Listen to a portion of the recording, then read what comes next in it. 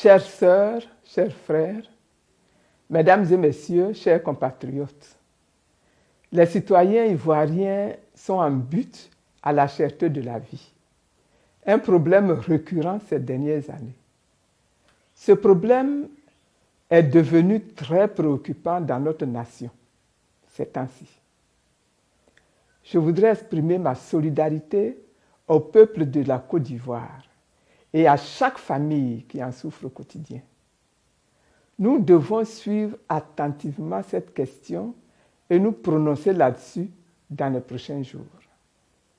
Mais aujourd'hui, toutes affaires cessantes, je vous propose d'intervenir dans la crise qui se déroule au Mali, notre voisin. Mesdames et messieurs, chers compatriotes, le mardi 23 février 2022, à Abidjan, j'ai entendu M. Enea Ibrahim Kamara, président du mouvement républicain du Mali, au cours d'une conférence de presse, annoncer la formation d'un gouvernement civil de transition le 27 février prochain en Côte d'Ivoire. Qu'est-ce à dire? La Côte d'Ivoire serait-elle en passe de devenir une base arrière pour une partie de l'opposition malienne? Mesure-t-on les conséquences qui pourraient en découler? Le constat est clair. La situation sociopolitique que vit le Mali nous interpelle individuellement et collectivement. En tant que voisins de ce pays, frères, et en tant qu'Africains. Cette situation a des implications multiples, tant au plan sécuritaire qu'au plan économique et qu'au plan social. Examinons dans un premier temps le contexte et les manifestations de cette crise. Depuis 1963, plusieurs rébellions venues du Nord ont plongé le Mali dans une situation d'instabilité quasi permanente.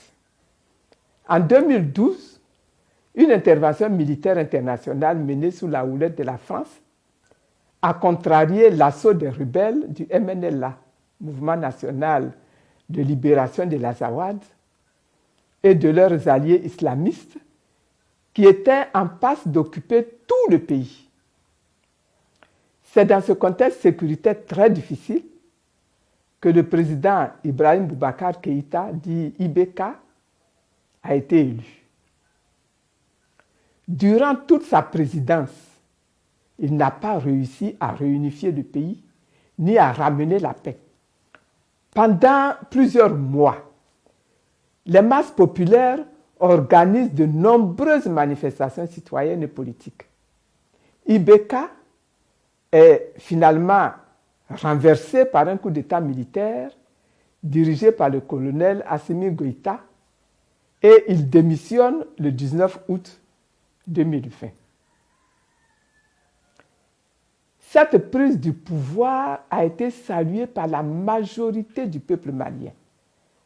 En réalité, le coup d'État n'a été que l'aboutissement de ce combat du peuple malien.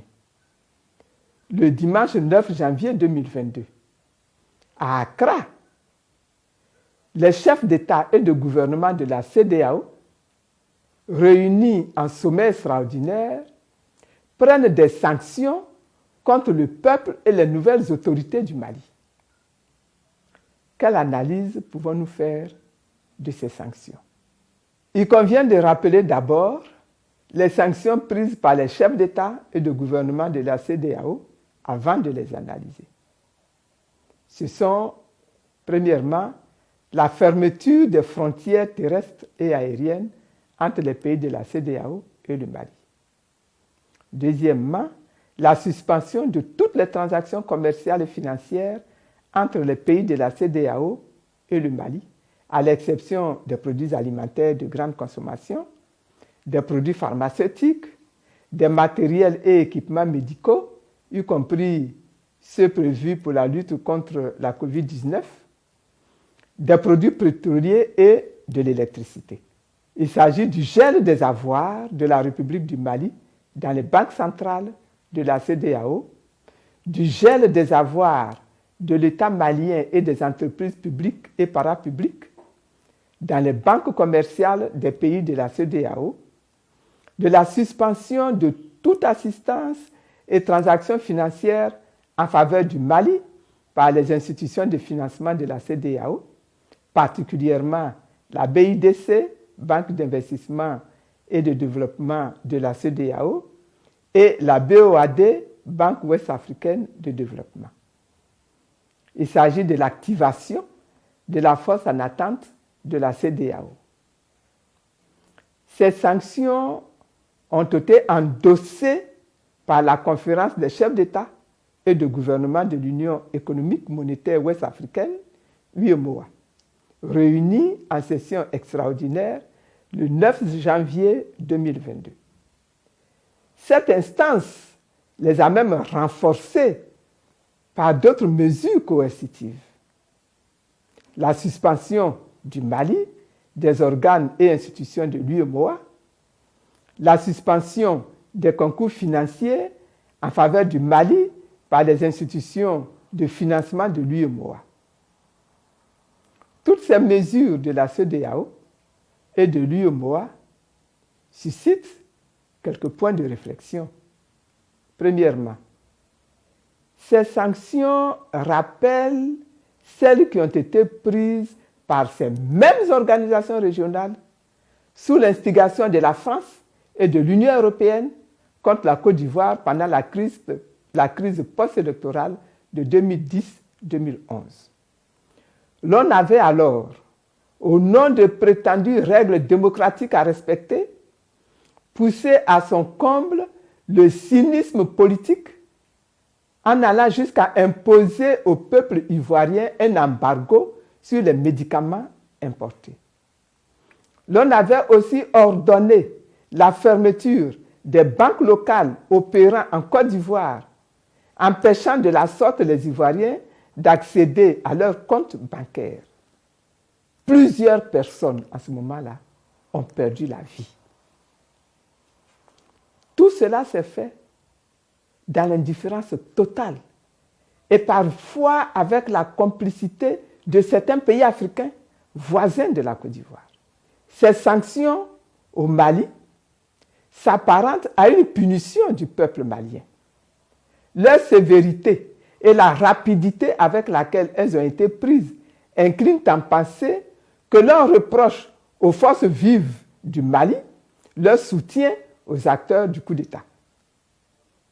Troisièmement, ces sanctions apparaissent ainsi comme un signal fort envoyé aux autres peuples africains qui seraient tentés de suivre l'exemple malien. Quatrièmement, ces sanctions confortent la majorité de l'opinion africaine dans le sentiment que la CEDEAO et l'UEMOA sont instrumentalisés par les chefs d'État et servent à régler des comptes politiques.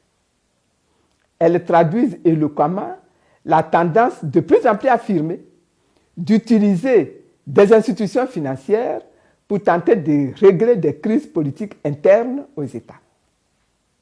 Cinquièmement, ces sanctions donnent également à l'opinion africaine le sentiment que ces organisations aux ordres des chefs d'État sont manipulées par la France et par ses partenaires européens et internationaux. Abordons maintenant les enjeux majeurs de la crise. Eu égard à ce qui précède, l'on peut affirmer que les sanctions prises contre le peuple frère du Mali sont illégales, car aucune règle de la CEDEAO et de l'UEMOA ne les justifie. Ces sanctions à caractère purement politique sont iniques dans leurs conséquences et s'apparentent à des crimes contre l'humanité. Sur le plan éthique, elles sont inhumaines. Que l'on ne s'y trompe pas, la crise malienne est un véritable cas d'école. Ce qui se joue au Mali aujourd'hui, c'est moins une guerre contre les djihadistes qu'une tentative de musellement du peuple et de la pérennisation d'une situation d'assujettissement au relent colonialiste. Il ne s'agit pas de libérer les populations maliennes des affres du terrorisme. Les enjeux majeurs de cette crise se cristallisent autour de la problématique de la souveraineté du Mali et des ex-colonies africaines de la France qui, 62 ans après la proclamation de leur indépendance politique, subissent toujours le diktat des gouvernants français. Ces enjeux se déclinent comme suit. Premièrement, la crise malienne est d'abord et avant tout une bataille pour la transformation des relations entre la France et le Mali, entre cette ancienne puissance coloniale et ses anciennes colonies. Le peuple et les autorités de ce pays sont engagés dans une conquête des leviers géostratégiques nécessaires pour garantir une véritable indépendance de leur nation. Deuxièmement, la crise malienne est une opportunité que se donnent les autorités du Mali pour tirer le meilleur parti d'une mondialisation amplifiée des relations internationales.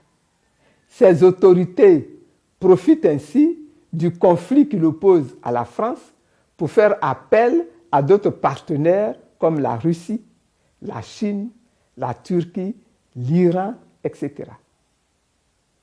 Troisièmement, la crise malienne, c'est aussi l'exemple qui peut faire tache d'huile.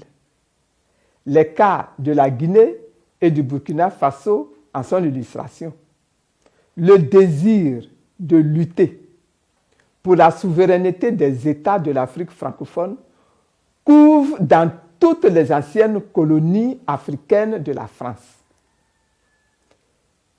Et ce désir-là pourrait se généraliser.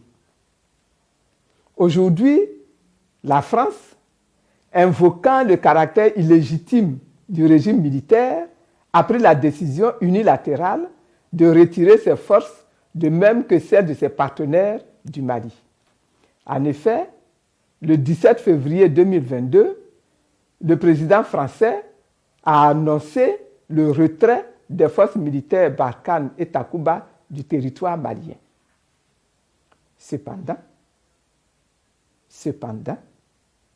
on peut constater qu'elle ne se retire pas bien loin du théâtre des opérations, puisqu'elle compte se replier au Niger voisin pendant qu'elle s'incruste en Côte d'Ivoire.